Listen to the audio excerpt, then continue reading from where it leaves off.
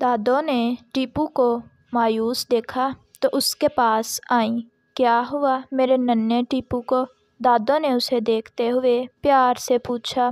دادو، بات یہ ہے کہ ہم آج پھر میچ ہار گئے۔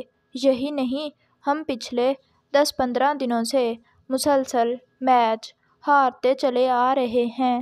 میں کوئی کامیابی حاصل نہیں کر سکتا۔ ایسا لگتا ہے کہ کامیابیاں مجھ سے روٹھ گئی ہیں۔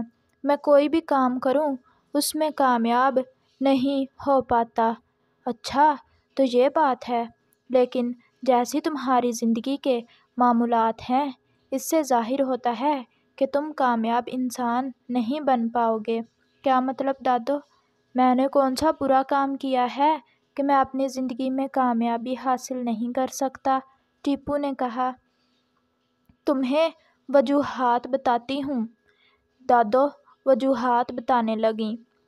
پہلی وجہ تو یہ ہے کہ تم صبح سویرے نہیں اٹھتے، غفلت کی نیند سوتے رہتے ہو، کاہلی اور سستی میں پڑے رہتے ہو، چڑچڑے رہتے ہو، اللہ کو یاد نہیں کرتے، حد سے زیادہ شرارتیں کرتے ہو، نہ ہی اپنے کمرے کو صاف رکھتے ہو اور نہ ہی گھر کی صفائی کا خیال رکھتے ہو، ضد کرتے ہو، اپنی فضول خواہشات پوری کرواتے ہو۔ اس طرح کی اور بھی کئی وجوہات ہیں جس سے تم کامیاب نہیں ہو پاتے۔ اگر کامیاب ہونا چاہتے ہو تو اپنی ساری بری عادتیں چھوڑ دو، دادو نے کہا، پھر تم کامیابی حاصل کر لو گے۔